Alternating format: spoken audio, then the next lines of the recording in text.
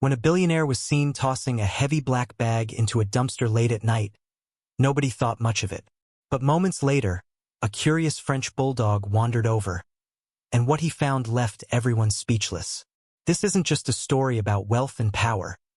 It's a story about loyalty, courage, and the incredible bond between humans and dogs.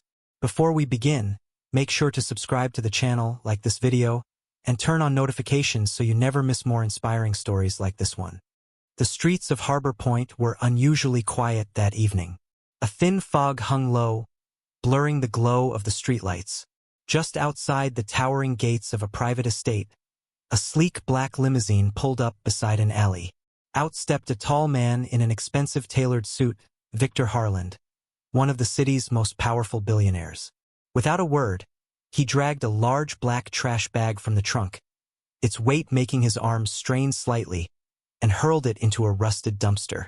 The clang of metal echoed down the empty street. A few blocks away, Max, a cream-colored French bulldog with an adventurous spirit, was out for his usual nighttime walk with his owner, Lisa Monroe. Max had an impeccable nose for trouble, and tonight it was about to lead him straight into it. As they approached the alley, Max suddenly froze. His ears perked, and his dark eyes locked on the dumpster. A faint, strange sound seemed to be coming from inside. Lisa tugged on his leash, but Max refused to budge. Then, before she could stop him, he darted forward, pulling her toward the dumpster like his life depended on it. Lisa's heart began to race. She could still see the faint outline of the limousine disappearing around the corner, the figure of the man lingering in her mind. Why would someone like Victor Harland, known for his spotless public image, be here, throwing something away in the middle of the night?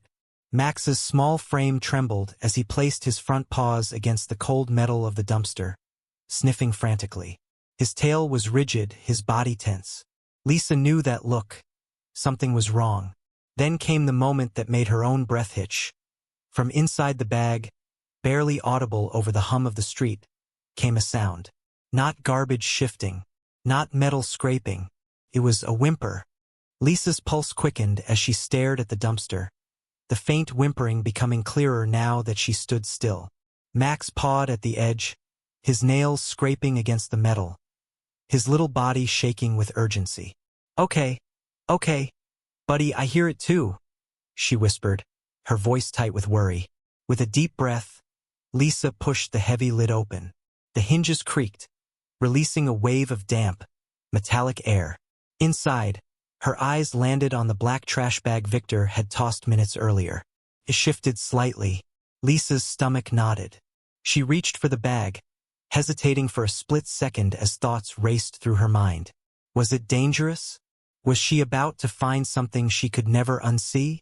Max, however, made the decision for her. He let out a sharp bark, almost commanding her to act. His eyes locked on the bag as if he knew exactly what was inside. Lisa gripped the knot, tugging it open. The plastic crackled as she peeled it back, and what she saw stole her breath. Curled inside was a tiny, frail puppy. Its fur was matted, its body trembling violently in the cool night air.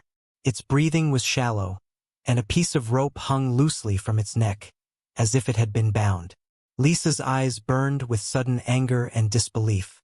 A billionaire, of all people, had discarded this innocent life like garbage. Max whined softly and climbed halfway into the dumpster, nudging the puppy gently with his nose. The little creature opened one eye weakly and let out a faint, pitiful sound. Lisa felt something inside her shift. This wasn't just a rescue, it was a mission now. But then a flicker of headlights reflected against the wet pavement, drawing her attention back toward the end of the alley.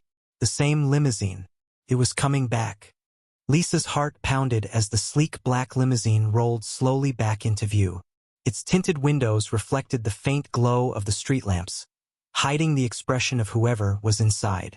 She clutched the trembling puppy to her chest, feeling its tiny heartbeat against her palm, while Max stood protectively at her feet, his stance low and alert. The car stopped a few yards away. The door opened with a deliberate slowness, and Victor Harrington stepped out. Even in the dim light, his tailored suit seemed to gleam, his posture radiating authority and wealth. but his eyes, cold, calculating, locked instantly on Lisa. "What are you doing?" he demanded, his voice calm yet laced with an edge that made Lisa's stomach twist. "I could ask you the same thing," she shot back, her grip on the puppy tightening. "You threw this little one in the trash." Victor's gaze flickered briefly to Max, then to the bag still half open in the dumpster. "You have no idea what you're talking about. That animal is sick. Dangerous." Lisa shook her head in disbelief. "Dangerous? It's barely breathing." The puppy whimpered softly, almost as if it understood the exchange. Max growled, a low, steady sound that filled the narrow alleyway with tension. Victor took a step forward, but Max moved in front of Lisa, planting himself firmly between them. The billionaire paused, his lips curling in irritation. "You don't want to get involved in this," he said, his tone colder now. "Walk away, and forget you saw anything." Lisa's mind raced. She didn't know why Victor wanted the puppy gone, but every instinct told her not to let him take it back. She could feel Max's readiness to defend them, his body coiled like a spring. The night seemed to hold its breath. Somewhere in the distance, a siren wailed faintly, and Lisa made her choice. "I'm not walking away," she said firmly. "Not from this." Victor's eyes narrowed. Then, without another word, he turned back to his limousine. The door slammed shut, and the car pulled away into the darkness. Lisa let out a shaky breath, realizing she'd been holding it. But as the sound of the engine faded, a new worry set in. This wasn't over. People like Victor didn't just walk away. Lisa didn't sleep that night. Every creak of her old apartment building, every car door slamming in the street below made her jump. Max stayed curled up at the foot of her bed, his ears twitching at the faintest sound, while the tiny cream-colored French Bulldog puppy rested on a folded blanket beside her pillow. She had tried giving him water, but he was still too weak to drink much. His breathing was shallow, but steadier than before, and every now and then he'd lift his head just to make sure Max was still nearby. The bond between them was already forming. Lisa could feel it. Around midnight, she got up to make some tea. That's when she noticed it. A black SUV idling across the street, engine running, its headlights off. She froze, the steam from her mug curling into the cold air of the kitchen. Her heart thudded in her chest. Couldn't be a coincidence. Max padded silently to the window and gave a quiet, low growl. He was staring at the vehicle with an intensity Lisa had never seen before. She reached for her phone, her fingers trembling as she considered calling the police. But what could she tell them? That a billionaire had abandoned a puppy and might be watching her apartment?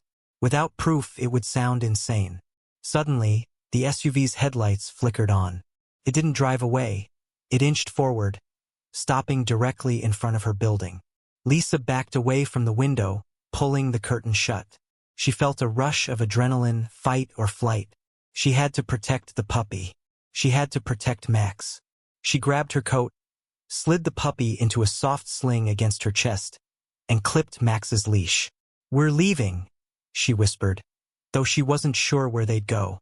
By the time she reached the back stairwell, she could hear footsteps in the hallway above. Slow, heavy, coming down. Max let out a sharp bark that echoed in the narrow stairwell, and Lisa's pulse skyrocketed. Whoever was in the building now knew she was on the move. She tightened her grip on the sling and ran. Lisa burst out the back door into the icy night air, her breath forming clouds as she gripped Max's leash tightly. The little French Bulldog puppy stirred inside the sling, letting out a faint whimper. She hushed him softly, her heart pounding against her ribs. The alley behind her apartment smelled faintly of rain and gasoline. Somewhere in the distance, the low hum of the SUV's engine grew louder, followed by the crunch of tires against wet pavement. Max's ears perked, he sensed it too. Lisa didn't dare take the main road. Instead, she ducked into a network of narrow streets, weaving through old brick buildings and darkened storefronts. The click of Max's paws echoed against the empty sidewalks as she quickened her pace. But then she saw it, headlights cutting through the mist from the far end of the street. She darted into a side alley, her boots splashing through shallow puddles. She could hear voices now, Two men, speaking in low tones. One of them said something she couldn't catch, but the urgency in his voice sent chills down her spine. The alley ended in a chain-link fence. For a moment, panic clamped down on her chest, until she spotted a loose section of wire near the bottom. Dropping to her knees, she pushed the puppy through first, then coaxed Max to wriggle under. She followed, tearing her coat on the jagged metal. On the other side was an old, abandoned warehouse. Its faded sign read Elliott and Sons Freight Company, letters barely visible under decades of grime. Lisa slipped inside through a side door hanging off its hinges, the scent of rust and dust hitting her immediately. She crouched in the shadows, clutching the sling. Max stood alert beside her, silent but ready. Footsteps approached the warehouse entrance. A man's voice echoed inside. "She's here." Lisa's breath caught. There was no way out except up.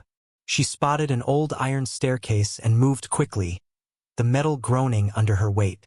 From the top floor, she found a narrow window overlooking the street.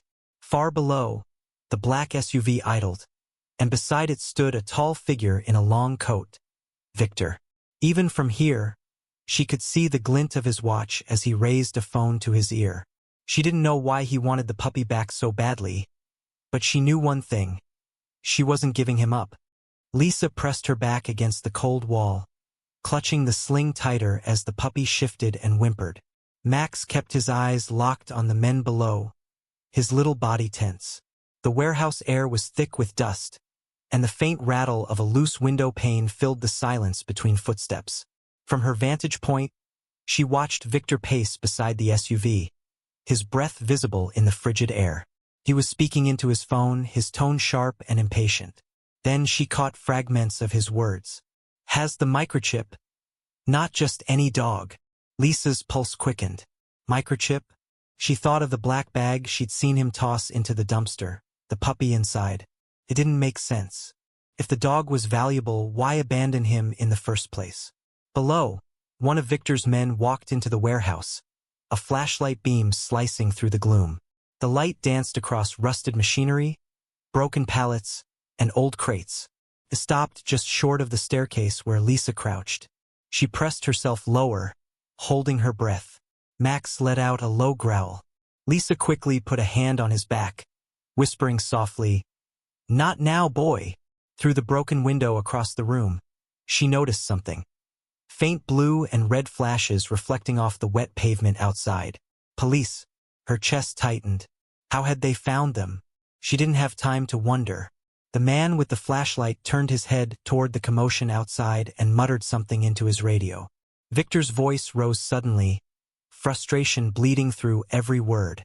Lisa used the distraction to slip back toward the stairwell, moving quietly but quickly.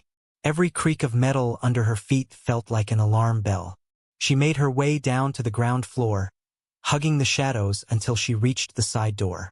When she stepped outside, the night air hit her like a slap.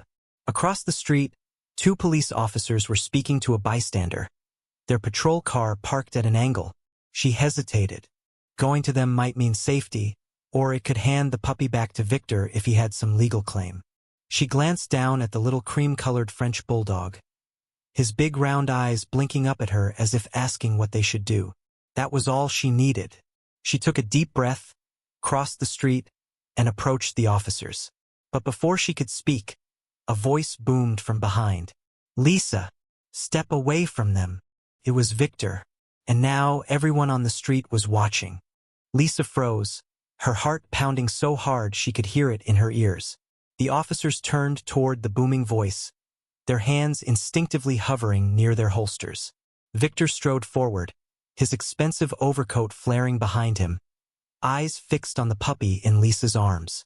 "That dog is mine," he barked, his voice sharp enough to cut glass. "Hand him over.